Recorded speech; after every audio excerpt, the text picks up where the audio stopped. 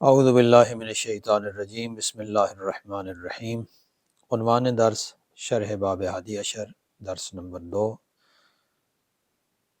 موضوع کلی علم کلام یا اصول الدین۔ ذیلی موضوع، آج کا موضوع خطبہ کتاب کی تشریح۔ آج کے درس میں ہم چند ایک نکات یا ذیلی موضوعات بیان کریں گے۔ پہلا موضوع یہ ہے کہ براءت استحلال کیا ہے اور مصنف نے اسے کس طریقے سے یہاں پہ استعمال کیا ہے۔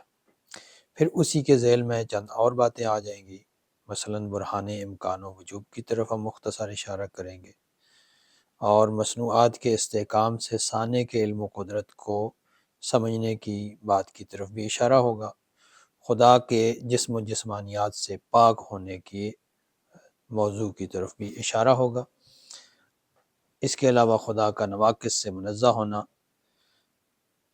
حمد اور شکر کا فرق، حمد کا زمین و آسمان بلکہ پوری کائنات کے ذروں کے برابر ہونا، اور شکر کا متواتر و مسلسل ہونا۔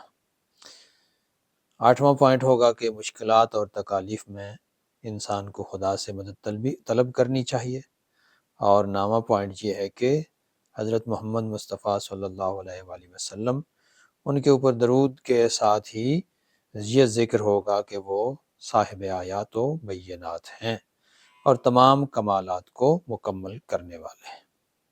10واں اور آخری پوائنٹ یہ کہ آل محمد پر بھی درود ہے، جو کہ گمراہوں کے لیے بہترین ہادی ہے۔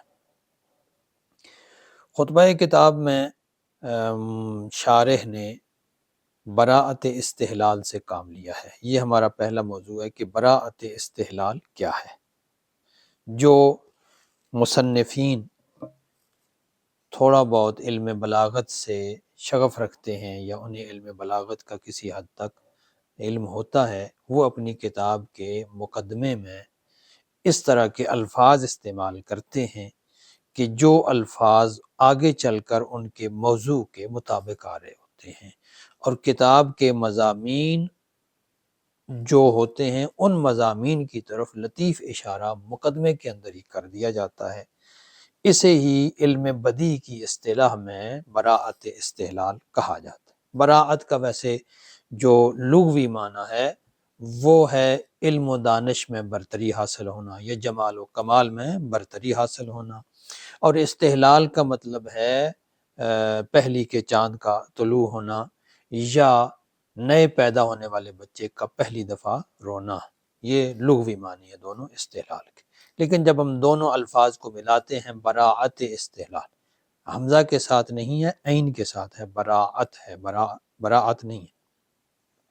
براءت استحلال جو ہے، جب اس کو اصطلاح میں دیکھیں گے تو بلاغت کی کتابوں میں ابتدائی طور پر تو اس کا معنی صرف اتنا بیان کیا گیا تھا کہ کسی موضوع کی خوبصورت طریقے سے ابتدا کرنا۔ شعر یا نثر میں جو مطلع استعمال کیا جاتا تھا، اگر اس کو خوبصورت انداز میں بیان کیا جاتا تھا تو اسی کو براءت استحلال کہتے تھے، لیکن متاخرین بلاغت نے اس کو مزید ڈیفائن کر کے واضح کیا ہے کہ اگر کوئی شاعر اپنے شعر کے پہلے مصرعے میں ایسا عنوان استعمال کر دے، ایسا لفظ یا ایسا موضوع استعمال کر دے جو اس کے آگے پورے اشعار میں اور پورے نظم کے اندر آنے والی چیز ہے، تو اس کو براءت استحلال کہتے ہیں۔ اسی طرح مقدمہ کتاب کے اندر اگر ایسے ہی الفاظ استعمال کر لیے جائیں کہ جو کتاب کے اندر آنے والے موضوعات کی طرف اشارہ ہوتے ہیں، تو پھر اس کو بھی براءت استحلال کہا جاتا ہے۔ اچھا، یہاں پر براءت استحلال کیسے استعمال کیا ہے اور کیسے اس کو برتا ہے شارح نے؟ اب دیکھیے کہ مصنف نے یا شارح نے یہاں جو کتاب شروع کی ہے، شروع کرتے ہی بسم اللہ الرحمن الرحیم، الحمدللہ الذی دل علی وجوب الوجود افتقار الممکنات، یہ پہلا جملہ ہے کتاب کا، جس میں انہوں نے کہا کہ حمد اس خدا کے لیے ہے کہ جو واجب الوجود تو ہے ہی، اس کے واجب الوجود ہونے پر بہترین دلیل کیا ہے؟ ممکنات کا محتاج ہونا، یہ جملہ بھی ہے بظاہر، لیکن اس میں اشارہ بھی ہے کہ جب براہین اس بات خدا پہ بات ہوگی تو اس وقت یہ شارح ہمیں اور خود مصنف جو ماتن ہیں وہ بھی ہمیں برہان امکان و وجوب کی طرف متوجہ کریں گے۔ برہان امکان وجوب کیا ہے، جب اس کا مقام آئے گا تو وہاں ہم تفصیل سے بیان کریں گے۔ یہاں مختصر اشارہ کر دیتے ہیں کہ موجودات کی دو قسمیں ہوتی ہیں، جو بھی چیزیں موجود ہیں خارج میں جو موجود ہیں، یا ممکن الوجود ہیں یا واجب الوجود ہیں۔ واجب الوجود وہ ہے جس کے لیے وجود ضروری ہے، اور ممکن الوجود وہ ہے جس کے لیے وجود میں آنا ضروری نہیں، جس کا ہونا ضروری نہیں ہے لیکن اس کا ہونا ممتنع بھی نہیں ہے، محال بھی نہیں ہے۔ دونوں طرف سے دونوں ضرورتوں کی جس سے نفی کی جاتی ہے اسے ممکن کہتے ہیں۔ سادہ لفظوں میں آپ یوں کہہ لیں کہ ممکن الوجود سے مراد اللہ کے علاوہ جتنی کائنات ہے وہ ساری ممکن الوجود ہے، اور چونکہ جتنی بھی کائنات ہے جو اللہ کے علاوہ وہ ساری اللہ کی محتاج ہے، ممکن ہے اپنی ذات میں، اور اپنی ذات میں خود وجود میں نہیں آ سکتی جب تک کہ کوئی اس کو خالق ایجاد نہ کرے، جب کوئی علت اس کو ایجاد نہ کرے وہ وجود میں نہیں آ سکتی۔ اس چیز کو دیکھتے ہوئے یہ کہا گیا کہ چونکہ یہ ممکن ہے، خود وجود میں نہیں آ سکتے یہ موجودات، لہٰذا انہیں ایک ایسے خالق کی ضرورت ہے یا ایک ایسی علت کی ضرورت ہے کہ جو ان کو ایجاد کرے، جو ان کو وجود عطا کرے۔ اسی کو برہان امکان و وجوب کہا جاتا ہے۔ اس کی جو تفصیل ہے وہ انشاءاللہ اپنے مقام پر ہم اس پہ بات کریں گے۔ یہاں دیکھیں کہ مقدمہ کتاب میں مختصر اس کی طرف اشارہ ہو گیا۔ دوسرا جو اشارہ کیا ہے انہوں نے وہ کہا کہ وَعَلَىٰ قُدْرَتِهِ وَعِلْمِهِ احکام المصنوعات۔ مصنوع کہتے ہیں اس چیز کو جو بنائی گئی ہوتی ہے۔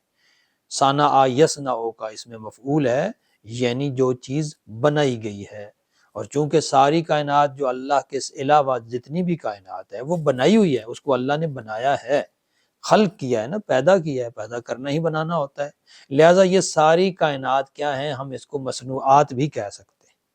اچھا، اس میں نقطہ کیا ہے، پوائنٹ کیا ہے؟ پوائنٹ یہ ہے کہ یہ جتنی مصنوعات ہیں ان کا سلسلہ بڑا مستحکم ہے، اور یہ آپس میں بہت منظم ہے، ہر چیز کا دوسری چیز کے ساتھ ربط واضح اور معلوم ہے، جو مختلف علوم کا موضوع ہے۔ ہر علم اپنے اپنے حوالے سے کائنات کے اس اندر موجود جو نظم ہے اس کو بیان کرتا ہے۔ اچھا، جب اس چیز کو ہم دیکھتے ہیں کہ ساری کائنات آپس میں منظم ہے، مربوط ہے، مستحکم ہے، اس کا مستحکم ہونا اس بات پر دلیل ہے کہ ان کا جو خالق ہے وہ قادر بھی ہے اور عالم بھی ہے، کیونکہ اگر قادر نہ ہوتا تو اتنی بڑی کائنات کو خلق نہ کر سکتا، اور اگر عالم نہ ہوتا تو پھر اس کائنات کے اندر وہ استحکام پیدا نہ کر سکتا۔ یہی بات جب صفات کی بات آئے گی نا، صفات خدا کی، تو وہاں پر اسی چیز کو ڈسکس کریں گے اشارے، کہ یہ جو صفات ہیں اللہ تعالیٰ کی، یہ صفات ہم کیسے ثابت کرتے ہیں۔ اس صفات کو ثابت کرنے کا ایک طریقہ یہی ہے جس کی طرف یہاں مقدمے میں اشارہ کر دیا ہے، اسی کو ہم کیا کہتے ہیں، براءت استحلال بھی کہتے ہیں۔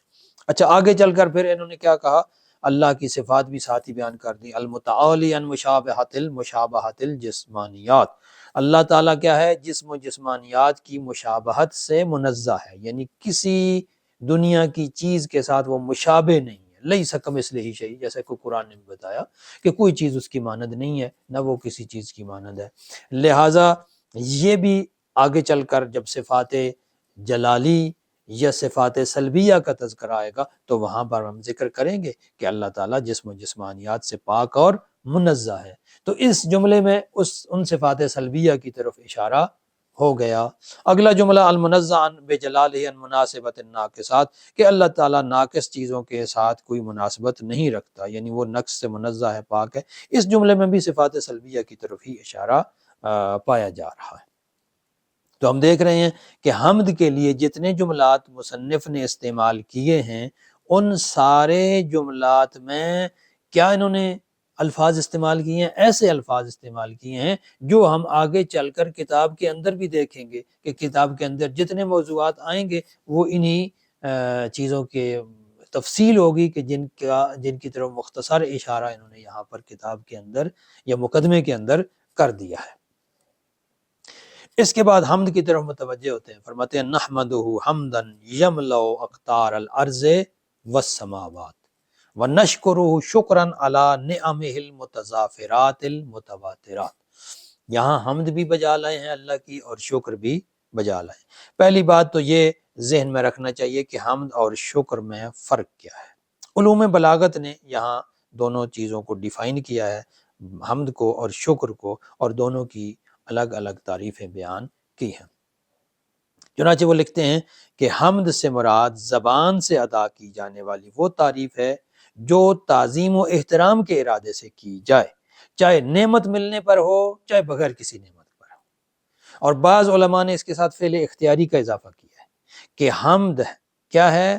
زبان سے ادا کی جانے والی وہ تعریف ہے جو احترام اور تعظیم کے ارادے سے ہو اور اس کے ساتھ کیا ہو؟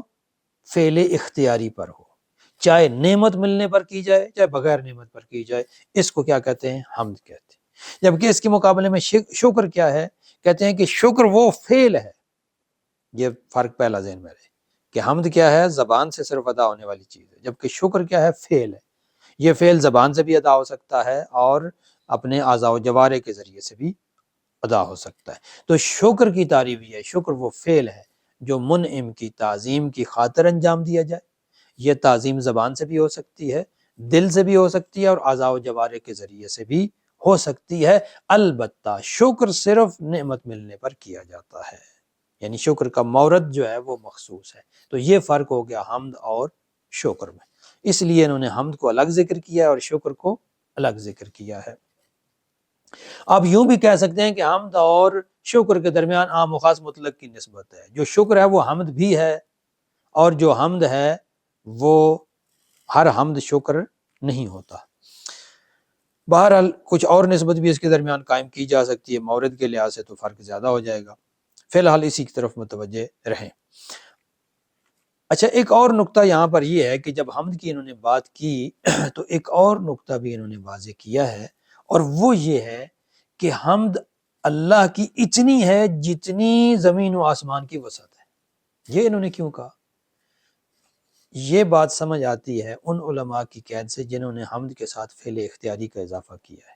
انہوں نے کہا کہ حمد اللہ کی وہ تعریف ہے جو قصد احترام سے بھی ہو لیکن فعل اختیاری پر ہو، چونکہ یہ ساری کائنات اللہ کا فعل اختیاری ہے۔ اللہ نے اپنے اختیار سے، اپنی قدرت سے، اپنی طاقت سے اس کائنات کو ایجاد کیا ہے، تو اس کائنات کے ذرے ذرے کا ایجاد کرنا چونکہ اللہ کا فعل اختیاری ہے، لہذا اس ذرے ذرے کے ایجاد پر اللہ کی حمد کی جا سکتی ہے۔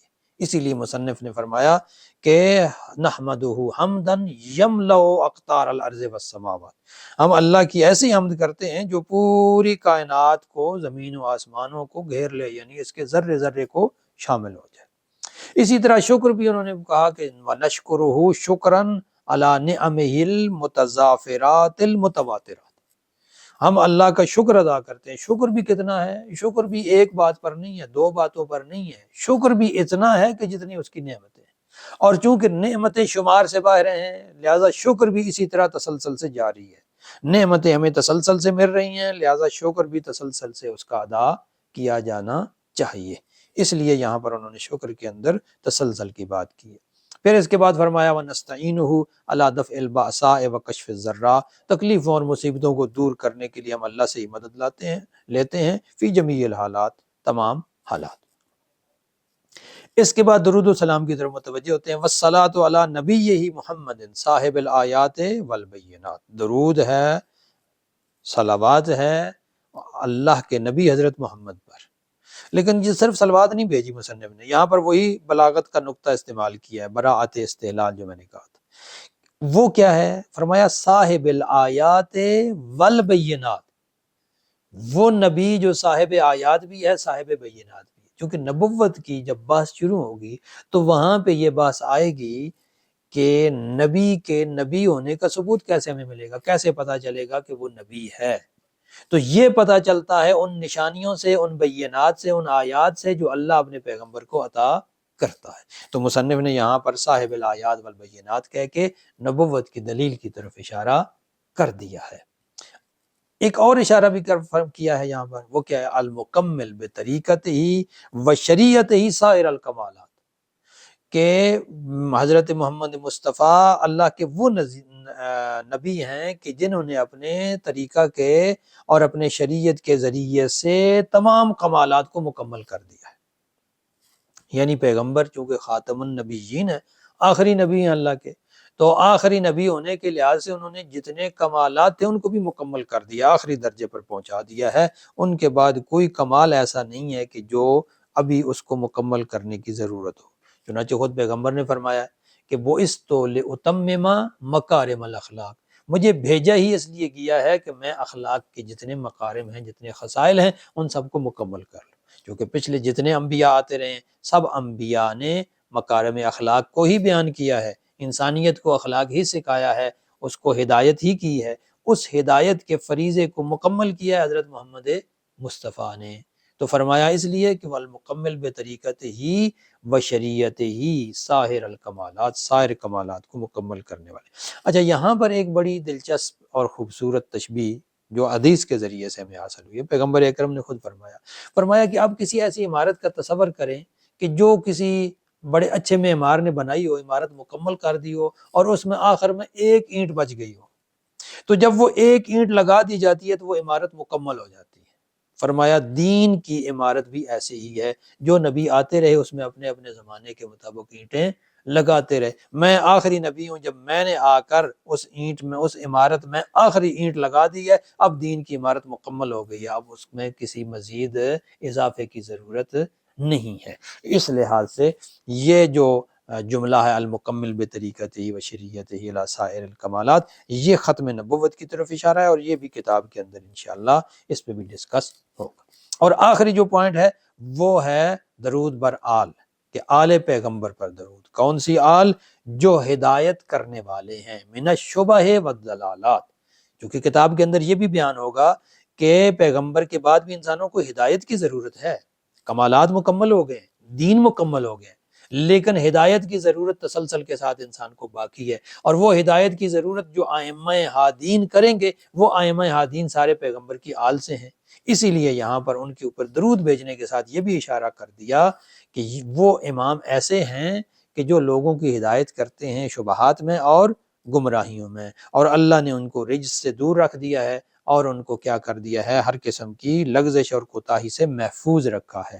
اور ہم ان پر جو درود بھیجتے ہیں وہ درود ایسے ہی ہے جیسے زمانے کے لمحات بدل رہے ہیں نا، ہر لمحہ نیا زمانہ سمجھ لیں ایجاد ہو رہا ہے، کہ ہر لمحے کے بعد دوسرا لمحہ ایجاد ہو رہا ہے، تو ہم ہر لمحے میں اللہ کی حمد کرنے کے ساتھ ساتھ پیغمبر اور اس کی آل پر درود بھی بھیج رہے ہیں، اس لیے کہ ان کے ذریعے سے ہی ہدایت کا تسلسل باقی ہے۔ تو چونکہ ہدایت کا تسلسل ان کے ذریعے سے ہے، لہٰذا یہ ضروری ہے کہ ہم ان پر درود بھی اتنا بھیجیں جتنا کہ یہ زمانے کا تسلسل جاری ہے۔ تو اس آخری بلکہ اس ساری عبارت کو ایک دفعہ ہم پڑھ لیتے ہیں، جو اس کا مضمون تھا وہ تو ہم نے بیان کر دیا ہے، اب سرسری صرف عبارت کا ترجمہ۔ بسم اللہ الرحمن الرحیم۔ الحمد للہ الذی دل علی وجوب وجودہ افتقار الممکنات، حمد ہے اس اللہ کی جس کے واجب الوجود ہونے پر محتاج کا، ممکنات کا محتاج ہونا دلالت کرتا ہے۔ وعلی قدرتہ و علمہ احکام المصنوعات، اور اللہ کے قادر اور عالم ہونے پر دلالت کرتی ہے کون سی چیز؟ مصنوعات کا مستحکم اور منظم ہونا۔ المتعالی عن مشابہت الجسمانیات، اللہ جو کہ بلند تر ہے جسمانیات کے ساتھ مشابہت سے۔ المنزہ بجلالہ عن مناسبت الناقصات، اور اسی طرح ناقص چیزوں کے ساتھ اس کی کوئی مناسبت نہیں ہے، ان سے وہ پاک و پاکیزہ ہے، منزہ ہے، بلند تر ہے۔ نحمدہ حمدا یملأ اقطار الارض والسماوات، ہم اللہ کی حمد کرتے ہیں، حمد بھی اتنی کہ جتنی یہ زمین اور یہ آسمان سارے کے سارے، بلکہ پوری کائنات جتنی وسیع ہے، اتنی ہی ہم اس کی حمد کر رہے ہیں۔ وَنَشْكُرُهُ شُكْرًا عَلَىٰ نِعَمِهِ، ہم شکر کرتے ہیں اللہ کو اس کی نعمتوں پر، المتضافرات المتواترات، جو تسلسل کے ساتھ ہمیں مل رہی ہیں اور جو ختم ہونے والی نہیں ہیں، کیونکہ نعمتیں ختم ہونے والی نہیں ہیں، لہذا ہمارا شکر بھی ختم نہیں ہونا چاہیے، ہمیشہ جاری رہنا چاہیے۔ وَنَسْتَعِينُهُ عَلَىٰ دَفْعِ الْبَأْسَاءِ وَكَشْفِ الضَّرَّاءِ فِي جَمِيعِ الْحَالَاتِ، تمام حالات میں ہم اللہ سے ہی مدد لیتے ہیں تکلیفوں اور مصیبتوں کو دور کرنے کے لیے۔ بأسا مصیبت، درد، تکلیف، ذرہ بھی اسی طرح تکلیفوں اور مصیبتوں اور پریشانیوں کو کہتے ہیں۔ والصلاۃ علی نبی محمد صاحب الآیات والبینات، درود و سلام ہو اللہ کے نبی حضرت محمد پر جو آیات اور بینات یعنی نشانیاں لے کر آئے ہیں اللہ کی طرف سے، المکمل بطریقتہ و شریعتہ سائر الکمالات، جنہوں نے اپنے طریقہ، اپنے شریعت یعنی اپنے دین کے ذریعے سے تمام کمالات کو مکمل کر دیا، وعلی آلہ الہادین من الشبہ والضلالات، اور درود و سلام ہو ان کی آل پر، اس آل پر جو ہدایت کرنے والے ہیں شبہات میں اور گمراہیوں میں انسانوں کی رہنمائی کرتے ہیں۔ الذین اذھب اللہ عنہم الرجس، وہ کہ جن سے اللہ نے رجس کو دور کر دیا، دور رکھا، وطہرہم من الزلات، ان کو لغزش سے بھی محفوظ رکھا، صلاۃ تتعاقب علیہم کتعاقب الآنات، ایسی صلوات، ایسا درود و سلام جو جاری ہے ان کے اوپر، اسی تسلسل سے جاری ہے جس تسلسل سے زمانے کا گزرنا جاری ہے۔ جیسے بھی زمانہ چل رہا ہے نا، جب تک یہ زمانہ چل رہا ہے، وقت چل رہا ہے، تب تک ان کے لیے ہمارا درود و سلام بھی چل رہا ہے۔ والسلام علیکم ورحمۃ اللہ۔